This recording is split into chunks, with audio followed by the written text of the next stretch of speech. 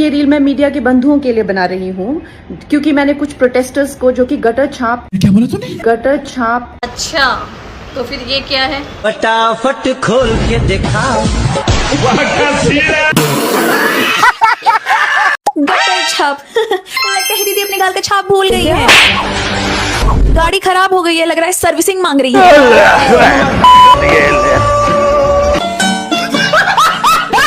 और अभी तो रुको, क्लाइमैक्स अभी बाकी है। दीदी का कहना है कि ये जो जनरेशन है वो गटर है, करप्ट है और इतनी बदसूरत है कि वो होम मेकर भी नहीं बन सकती है और उनका एंडलेस बॉडी काउंट होता है। अच्छा, लगता है फिर से कुलविंदर दीदी से स्लैप डे बनवाना पड़ेगा।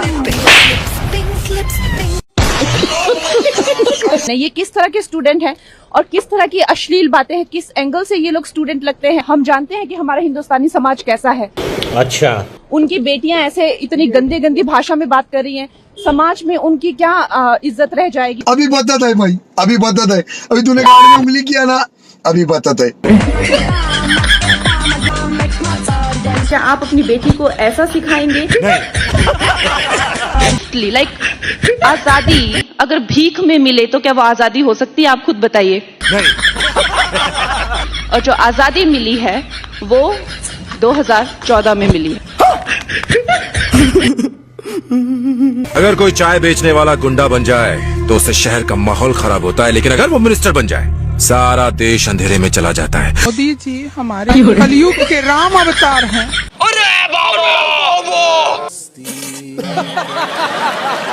ये चिमकादड़ी जिसे बॉलीवुड से धक्के मार के निकाला गया है, उन बच्चों के लिए जो प्रोटेस्ट में बैठे हुए थे उनको गटर कह रही है। गुरुओं ने जो मुझे ज्ञान दिया है वो यही है। गटर तो तेरा मुंह है और तेरा कैरेक्टर है। एंड यू नो व्हाट, तुझ जैसे को डील करने के लिए तो ये काफी है। तो तुझे तो कोई कुत्ता भी वोट नहीं देगा। कौन है कंगना रनावत? क्या है ये कंगना रनावत जो कह रही है कि चुना है? जनता ने चुना था, मोदी जी ने चूना लगा दिया। भौंडे बनकर सिर्फ अपने कमरे में रह सकते हैं। बाहर आकर आप मेरे आराध्य कि आप उनको सड़क पर सेक्सुअल गालियां देंगे, उनके मान को हानि करेंगे। मेरे आराध्य, मेरे भगवान हो। कंगना कौन है? वो जो नंगी घूमती है, कंगना कौन है? सांसद है, मंडी से जीती। वो कौन कंगना है? वही जो नंगी घूमती है ना, जो कच्चा बनियान में प्रचार करती है। बाप रे, ये तो धोती खोल रहा है। आजकल आपको हंसने के लिए कपिल शर्मा शो देखने की जरूरत नहीं है। आप भाजपा के विधायक मंत्रियों के बयान सुन लो, आपके हंसते हंसते खुद ही पेट में दर्द हो जाएगा। राहुल गांधी जो हैं वो इस देश के लिए बहुत बड़ा खतरा है, क्योंकि वो बेवकूफ हैं। वो तो है ही, क्योंकि यही नहीं, अभी और सुनिए। महात्मा जी जो है श्री राम को लेकर, जो है रघुपति राघव राजा राम को लेकर उन्होंने एक नेशनल एंथम बनाया था, उन्होंने पूरे देश को जो है संगठित किया था। महात्मा गांधी ने नेशनल एंथम गाया था है? जो बंदा इंटरनेशनल ऑक्सफोर्ड इस यूनिवर्सिटी से पढ़ के आया हो वो बंदा बेवकूफ है, और जो नशे के धुत में झुल्ला खोल के नाचली वाली ये उसको सांस तो लेने देवे।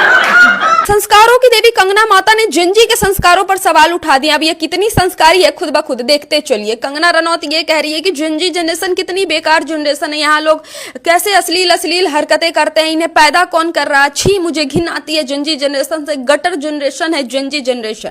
अब कंगना रनौत कितनी देव मानुस है आपको अच्छे से पता है। इन्होंने बॉलीवुड में कौन सी ग्रेड की फिल्में की है ये भी आपको पता है। इनके कैसे कैसे फोटो वीडियोज और सीन है पागलों की तरह हरकतें करते हुए, जैसे आप नीचे देख रहे हैं, ये भी लोगों ने देखा है। और ये दूसरे के संस्कार पर सवाल उठा रही है, ये खुद कितनी संस्कारी है ये पूरी दुनिया जानती है। वो जो आजादी कर आई है ना, अपनी आजादी लेकर आई है बॉलीवुड में, सबको मालूम है वो कितनी बड़ी आजादी ले रखी है। अरे बाप रे, ये तो धोती खोल रहा है। तो हमें उसकी आजादी की हमें बहुत अच्छे से पता है कि वो एक टाइम पे क्या रही है क्या नहीं। वो इतनी होशियार न बने, जनता के सामने सब कुछ है। आप क्या थी एक टाइम पे, क्या रही हैं। और सही सलामत किसी का पीला किसी का झंडा लाल है, इस भगवे को रोक सके वो कौन माई का लाल है। तो रुको जरा, सबर करो। अगर आने वाली नस्लें पूछे कि देश बर्बाद कैसे हुआ, तो शर्म से नजरें झुका कर कह देना, गधे को शेर साबित करने के चक्कर में। अब कंगना जी के बाद नई मार्केट में मैथिली जी आई हैं। मैथिली जी का कहना है कि माँ बताती थी जब तू पेट में थी तो अंदर से मोदी मोदी आवाज आती थी, इसीलिए मैं आज भाजपा में हूँ। मोदी जी भगवान है साक्षात, इनकी गलती नहीं है, ये दौरे गुलामी चल रहा है। चाटुकारिता की जय हो। साथ ही माननीय सदस्य गौरव गोगोई जी के से सहमत हूं। बहुत सारे महत्वपूर्ण उन्होंने बिंदु उठाए और अध्यक्ष महोदय,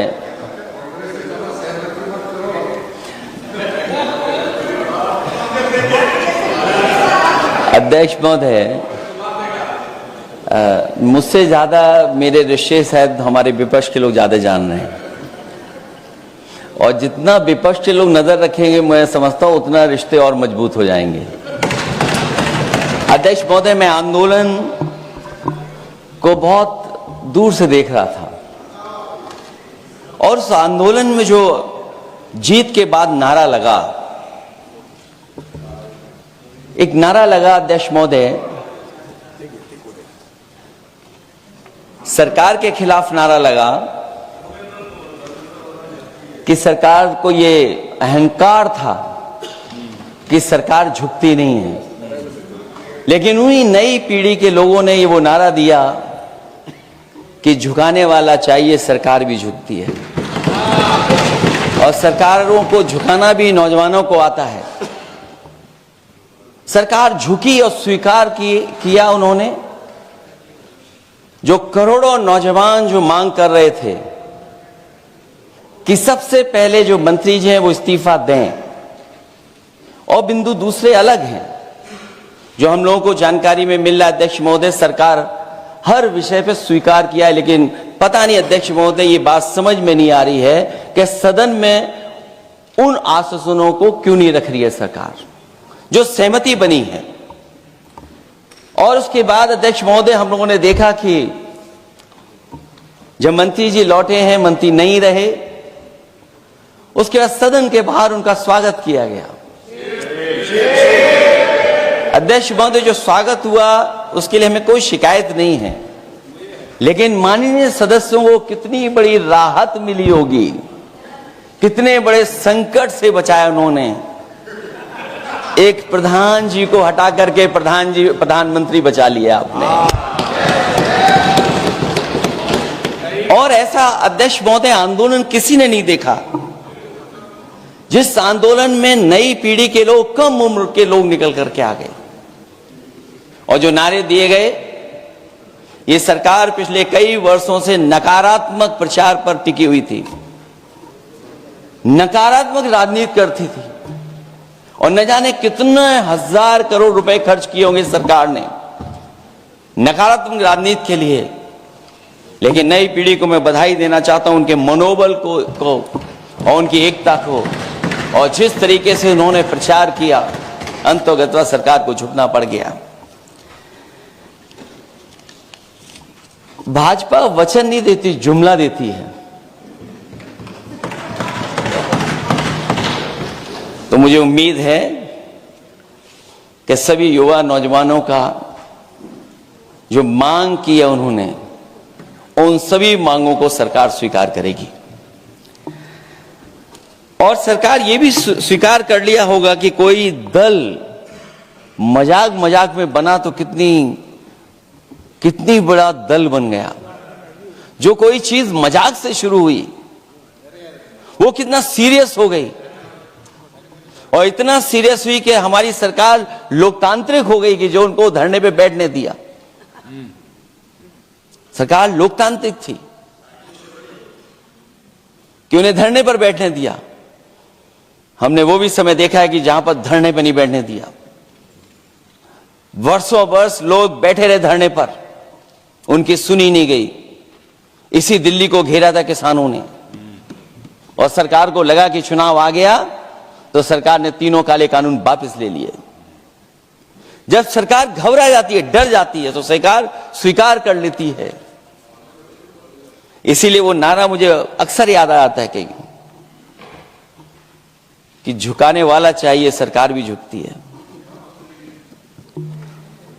जो विषय लाया गया है कि prevention of unlawful means act, सरकार को कम से कम ये बताना चाहिए था कि 2024 में जब ये लेकर के आए थे तो आज 2026 में कैसे पेपर लीक हो। और केवल गिनती के 1-2 पेपर लीक नहीं हुए हैं। ये ऐसा आंदोलन रहा जिसमें मां बाप और नई पीढ़ी के लोग सब जुड़ गए। अगर हम ये माने कि 20 लाख बच्चों ने परीक्षा लिखी थी और उनके घर परिवार के सदस्यों को हम उसमें जोड़ दें, दादा दादी, माँ बाप और परिवार का कोई सदस्य, तो 5 लोग प्रभावित थे। और 5 गुना 20, 1 करोड़ लोग नाराज हुए सरकार से। और अक्सर हम पॉलिटिकल लोग हैं, हम लोग जानते हैं जब कभी आंदोलन करते हैं तो कितनी तैयारी करानी पड़ती है, गाड़ियों का इंतजाम, खाने का इंतजाम और इंतजाम। लेकिन ये पहला आंदोलन देखा कि जिसमें माँ बाप भी जुड़ गए और कहा कि जाओ बच्चों आंदोलन करो, हम आपके साथ हैं। ये पहला आंदोलन ऐसा देखने को मिला है। और केवल दिल्ली में नहीं हुआ ये, केवल दिल्ली में नहीं हुआ ये। अगर ये बात गलत है, अगर ये बात अध्यक्ष महोदय गलत लग रही है, तो देश के होम मिनिस्टर साहब को ले आइए, वो सब एक्सप्लेन कर देंगे।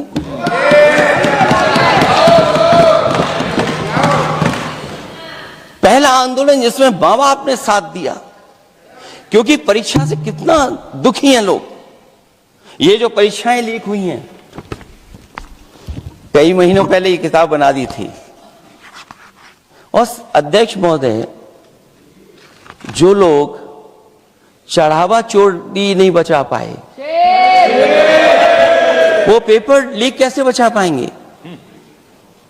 जो भगवान के दरबार से दान गायब हो गया, दान चला गया, वो लोग पेपर लीक बचाएंगे? किस कानून को, जो कानून पहले बनाया उसी कानून का संशोधन करके लेकर आए? किसकी आंखों में आप धूल झोंक रहे हैं? और अगर कानून से बच रहा होता तो भाजपा की 10 साल की सरकार में 20 परीक्षाएं कैसे लीक हो गई? 20 परीक्षाएं लीक हुई अध्यक्ष महोदय, जिसमें कोर्ट तक जाना पड़ा, उसके बाद परीक्षा रद्द हुई है। दरोगा भर्ती का पेपर लीक हो गया, जूनियर इंजीनियरिंग के भर्ती का पेपर लीक हो गया, ग्राम विकास पंचायत अधिकारी का पर्चा लीक हो गया, नलकूप चालक भर्ती का, यूपी टीईटी का परीक्षा लीक हुआ। और एक बार नहीं हुआ, 3 बार पेपर लीक हुआ यूपी टेट का। हाई स्कूल बोर्ड का परीक्षा लीक कर दिया, इंटरमीडिएट की बोर्ड की परीक्षा लीक हुई, इंटरमीडिएट का फिर परीक्षा का लीक हुआ, कई बार हुई। सिपाही भर्ती लीक हुई। आप सोचिए कितनी परीक्षाएं लीक हुई हैं। और नीट परीक्षा कोई पहली बार लीक नहीं हुई, दोबारा लीक हो गई, कानून बनने के बाद लीक हुई। सहायक प्रोफेसर भर्ती लीक है, लेखपाल भर्ती लीक हुई। यूपी जैसे स्टेट, जो सबसे बड़ा स्टेट है, जहां से प्रधानमंत्री चुन करके आते हो, वहां तक पेपर लीक हो जा रहा है। और जो संस्था परीक्षा एग्जामिनेशन करा रही है, वो एनटीए में भी आउटसोर्स कर दिया आपने। हम विपक्ष के लोगों को तो डर ये लगता है अध्यक्ष महोदय, कहीं ऐसा ना हो कि ये पूरी सरकार को आउटसोर्स कर दें। आउटसोर्स सरकार है, जो सबसे विश्वसनीय संस्था है, उसमें आउटसोर्स पे आपने कर्मचारी को रखा हुआ है। किस बात की जवाबदेही है? यही अकाउंटेबिलिटी है आपकी? कहीं अकाउंटेबिलिटी ये तो नहीं है? आप अकाउंटेबिलिटी को ये कहीं समझ बैठे हो कि अकाउंट को भर दे वो एबिलिटी वाला ही हमें चाहिए? कहीं वो अकाउंटेबिलिटी तो नहीं है? आप बताइए, एनटीए को आउटसोर्स किया हुआ है आपने। जिस संस्था की जिम्मेदारी है महत्वपूर्ण परीक्षा कराने की, उसमें सब आउटसोर्स। और ये सच कहा कि कांग्रेस पार्टी के माननीय सदस्य ने मांग की है कि वो हम लोगों को पता होना चाहिए आखिरकार कौन लोग थे जो आउटसोर्स होकर के बैठ करके परीक्षा में इस तरह की घोटाला कर रहे थे। आखिरकार जवाबदेही क्या है, किसकी थी? और फिर केवल नीट की परीक्षा की बात करें और परीक्षाओं की बात करें, अगर हम अध्यक्ष महोदय, जब से सरकार बनी है तब से सरकार की कोशिश रही है कि शिक्षा, परीक्षा और यूनिवर्सिटी का ताना बाना पूरा ध्वस्त हो जाए, उसको एक रंगी बना दें हम। उसमें अंडरग्राउंड अनरजिस्टर्ड लोग शामिल हो जाएं। ये पिछले जब से भारतीय जनता पार्टी की सरकार आई है तब से हो रहा है। और फिर शुरुआत कहां से होती है? क्योंकि आप नहीं चाहते कि देश के गरीब लोग पढ़ें लिखें आगे बढ़ें। सरकार ने सबसे पहले हमला किया प्राइमरी स्कूल पर, और प्राइमरी स्कूल कितने बंद किए हैं आपने? जहां से बच्चे की शिक्षा की यात्रा शुरू होती है। एक गरीब परिवार का बेटा बच्चे कहां से पढ़ करके निकलते हैं? सबसे पहले प्राथमिक शिक्षा सरकारी स्कूलों से पढ़ करके निकलते हैं। हमारे बहुत सारे माननीय सदस्य होंगे, वो उन्हीं प्राथमिक विद्यालयों से पढ़ करके आज इस सदन तक पहुंचे होंगे। आपने सबसे पहले स्कूलों पे हमला किया, और प्राइमरी से लेकर के नौकरी तक पे आपने हमला किया है। युवाओं के भविष्य पर आपने चोट पहुंचाने का काम किया है। और जो प्राइमरी स्कूल जो आपने बंद किए हैं, वो इसीलिए बंद किए हैं आपने कि पिछड़े, दलित और गरीब के वर्ग के परिवारों के बच्चे पढ़ लिख न जाएं। क्योंकि आज भी अगर हम देखते हैं प्राइमरी स्कूल में कौन पढ़ने जा रहा है? सबसे समाज के गरीब परिवार के बच्चे पढ़ करने जा रहे हैं। सबसे पहला हमला आपने वही किया, और इसीलिए किया क्योंकि नींव पर ही अगर हमला होगा तो ये आगे नहीं बढ़ पाएंगे। जो आंकड़े सरकार के बताए गए हैं, 1 लाख से ज्यादा सरकारी प्राइमरी स्कूल बंद कर दिए सरकार ने। और अगर ये बात गलत है तो हमें उम्मीद है सरकार इस पर भी जवाब देगी। और अगर हम आंकड़े निकालें तो जो आंकड़े दिखाई दे रहे हैं, यूपी में सबसे ज्यादा प्राइमरी स्कूल बंद हुए हैं। और ये सरकार के आंकड़े हैं कि 7 लाख से ऊपर विद्यालय थे जो अब 6 लाख रह गए हैं। और यूपी में तो सबसे ज्यादा बंद हुए हैं। उत्तर प्रदेश में 26,386 सरकारी प्राइमरी स्कूल बंद कर दिए सरकार ने। और केवल प्राइमरी स्कूल बंद नहीं किए हैं, नौकरी पे भी हमला किया है। 69,000 शिक्षक भर्ती को लेकर के बड़े पैमाने पर घोटाला किया गया। और घोटाला इतना बड़ा है कि वो सभी कोर्टों में गए हैं और पिछले कई वर्षों से आंदोलन कर रहे हैं। कोई स्थान नहीं बचा अध्यक्ष महोदय जहां पर वो शिक्षक भर्ती के लोग न गए हों। मंत्रियों के यहाँ गए, आंदोलन किया है, हाई कोर्ट गए, सुप्रीम कोर्ट गए। लेकिन देखिए सरकार भी कमाल की है कि सरकार उनको नौकरी नहीं देना चाहती। और इसलिए नौकरी नहीं देना चाहती है क्योंकि उन्होंने भर्ती गलत की है। और भर्ती में जिन लोगों का अधिकार छीना है वो सबसे ज्यादा पिछड़े और दलित परिवार के बेटे, जिनका अधिकार इस सरकार ने छीना है।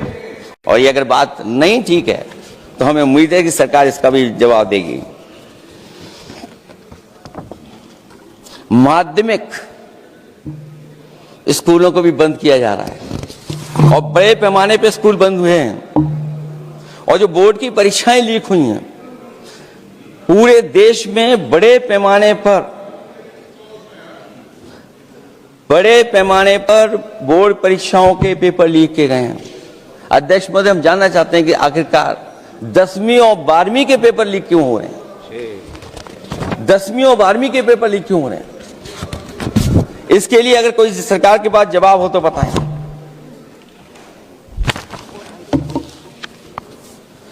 और जो बच्चियों ने जान दी है नीट की परीक्षा में, जब परीक्षा का पेपर लीक हो गया है, अध्यक्ष महोदय, मैं अपनी तरफ से, पार्टी की तरफ से और सभी की तरफ से उन्हें श्रद्धांजलि देता हूं। और हमें उम्मीद है कि सरकार उन बच्चों की मांग मानेगी जिन बच्चों ने ये शर्त रखी है कि उनके परिवार के लोगों को 1 करोड़ मुआवजा दिया जाए।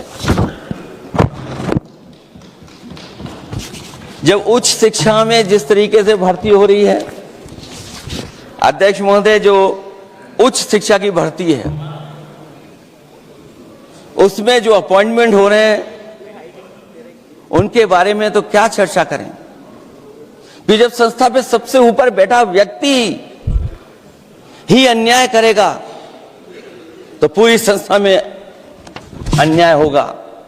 जब से ये सरकार आई है, जो बड़ी बड़ी संस्थाएं हैं, उन सब संस्थाओं में एक रंगी लोगों को बैठा करके उन संस्थाओं को ध्वस्त करने का काम कर रहे हैं। और न केवल उन संस्थाओं को खराब कर रहे हैं, बल्कि अध्यक्ष महोदय, उत्तर प्रदेश में एक स्वतंत्र सेनानी, उनके नाम पर यूनिवर्सिटी बनी, मौलाना जौहर यूनिवर्सिटी। यूनिवर्सिटी बनकर के तैयार हो गई। इन्होंने कोई सरकारी यूनिवर्सिटी नहीं बनाई, और अगर कोई प्राइवेट यूनिवर्सिटी बन भी गई है तो उसको भी हथौड़ा लेकर के तोड़ने की तैयारी कर रहे हैं ये लोग। ये नफरत की राजनीति कहां लेकर के पहुंचा देगी। और जब से बीजेपी की सरकार आई है, तब से नफरत की राजनीति और दूसरे लोगों के साथ किस तरह का व्यवहार हो रहा है, उन्हें कहीं भी न्याय तक नहीं दिला पाई सरकार। और जब नौकरी की बात आ जाए तो अध्यक्ष महोदय, अग्निवीर भर्ती में भी जो हर साल में कितनी भर्ती होती थी, कभी 80,000 भर्ती हुआ करती थी, अब भर्ती केवल 10,000 हो पा रही है। आखिरकार अध्यक्ष महोदय, सरकार नौजवानों की पढ़ाई और नौकरी पे हमला क्यों कर रही है, और नौकरी पे हमला क्यों हो रहा है? जब आप ये कहते हैं कि हमारे नौजवान हमारी डेमोग्राफिक डिविडेंड बन करके आए हैं, कहीं यही नौजवान हमारी आपदा न बन जाए, इसके बारे में भी सरकार को सोचना चाहिए। और मैं ये जरूर कहना चाहता हूं कि अध्यक्ष महोदय, अगर शिक्षा अच्छी होगी, परीक्षा सच्ची होगी, तो तरक्की भी पक्की होगी। और ये तरक्की नहीं चाहते हैं, इसीलिए शिक्षा पर और परीक्षा पर हमला कर रहे हैं। मैं इन्हीं शब्दों के साथ अध्यक्ष महोदय आपका धन्यवाद देता हूं। और जो बिल लेकर के आए हैं आप, बिल तो 24 में भी लेकर के आए थे आप, जो 24 में बिल लेकर के आए तो उसके बाद नीट परीक्षा का पेपर लीक क्यों हो गया, ये आप बता देना मंत्री जी। आपको एक कानून बनाने के बाद दूसरा कानून बनाना पड़ रहा है, ये क्या वजह है? और आपको मंत्री जी का स्वागत इसलिए करना पड़ रहा है कि आपको तो संकट से बचा लिया। और अगर अखिलेश जी तो समाजवादी है, मैं पूछना चाहता हूं कि छात्रों का आंदोलन के बाद सरकार उनका बात सुन के पार्लियामेंट में बिल लेके आता है, ये अच्छा है, या जो आंदोलन होता है तो उसको कुचलने के लिए देश में इमरजेंसी लगा देता है, वो अच्छा? आप बता दीजिए।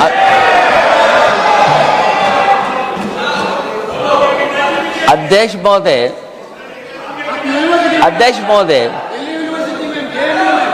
महोदय, मैं इमरजेंसी को तो नहीं देखा हूं, लेकिन इमरजेंसी में क्या क्या हुआ है वो अभी दिल्ली की राजधानी में भी देखने को मिल गया है।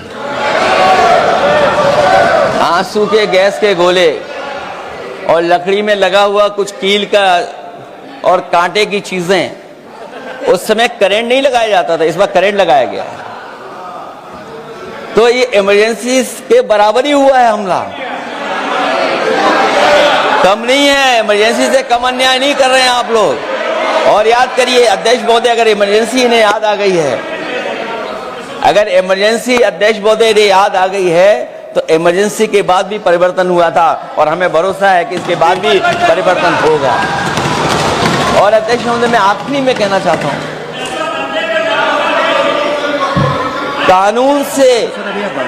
कानून से नहीं, नियत साफ होगी तब नीट का परीक्षा साफ होगी।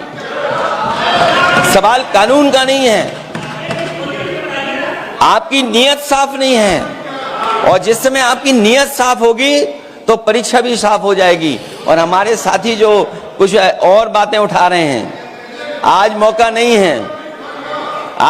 नहीं है, लेकिन आपको भगवान भी माफ नहीं करेंगे, क्योंकि आप चढ़ावा चोरी में शामिल हुए हैं। और चढ़ावा ही नहीं, जो गुप्त दान था वो भी चोरी हुआ है, गुप्त दान। और ये पाप की श्रेणी में नहीं आता है, महापाप की श्रेणी में आता है। अखिलेश जी